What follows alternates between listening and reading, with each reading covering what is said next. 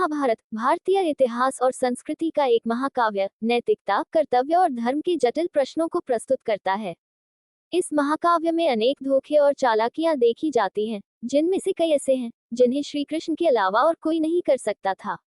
श्री कृष्ण अपनी रणनीतिक कुशलता और अद्वितीय बौद्धिकता के कारण युद्ध के परिणाम को धर्म और सत्य की रक्षा के लिए अपने पक्ष में मोड़ने में सक्षम थे। यहाँ महाभारत के 5 बड़े धोखों का वर्णन किया गया है, जो श्री कृष्ण की चतुराई और अद्वितीय कूटनीति का प्रतीक हैं। पहला, भीष्म पितामह को परास्त करने की योजना। भीष्म पितामह कौरव पक्ष के सबसे मजबूत योद्धा थे और उन्हें परास्त करना असंभव माना जाता था। श्री कृष्ण ने पांडवों को बताया कि भीष्म केवल तभी हथियार डालेंगे जब शिखंडी उनके सामने होगा।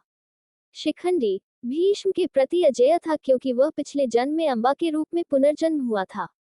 इस चालाकी से अर्जुन ने शिखंडी के आड़ में भीष्म को परास्त किया। ये रणनीति केवल श्री कृष्ण की नैतिक और मानसिक गहराई के कारण संभव थी। दूसरा, द्रोणाचार्य का वध। द्रोणाचार्य पांडवों और कौरवों के गुरु, अजेय योद्धा थे।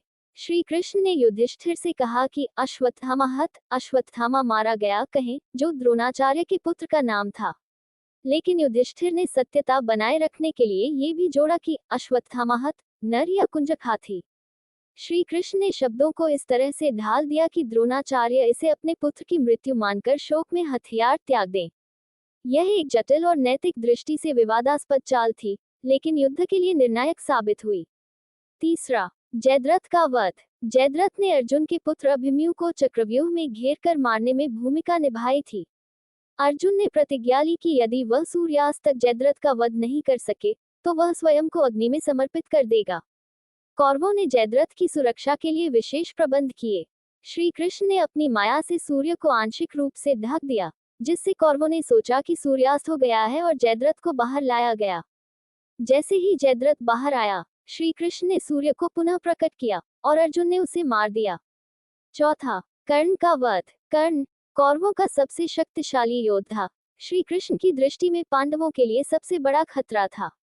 श्री कृष्ण ने अर्जुन को सलाह दी कि कर्ण को उस समय मारना चाहिए जब वह युद्ध के बीच में अपना रथ ठीक कर रहा था। यद्यपि यह युद्ध के नियमों के विरुद्ध था, श्री कृष्ण ने इसे धर्म की रक्षा के लिए उचित ठहराया। पांचवा, दुर्योधन की जांघ पर प्रहार की योजना। गदा युद्ध में दुर्योधन को हराना लगभग असंभव था, क्योंकि उसका शरीर वज्र के समान कठोर था। श्री कृष्ण ने भीम को बताया कि दुर्योधन की जांघ उसकी कमजोर कड़ी है। भीम ने इस सलाह पर अमल किया और दुर्योधन को पराजित किया। श्री कृष्ण के इन 5 बड़े धोखों को केवल चालाकी के रूप में नहीं देखा जा सकता, बल्कि उन्हें धर्म की स्थापना और अधर्म के विनाश के लिए आवश्यक रणनीतियां माना जाता है। श्री कृष्ण ने हमेशा सत्य और धर्म के पक्ष में रहते हुए इन्हें अंजाम दिया। उनके इन कार्यों ने ये संदेश दिया कि कभी-कभी सत्य और धर्म की रक्षा के लिए परंपरागत नियमों को तोड़ना भी आवश्यक हो सकता है।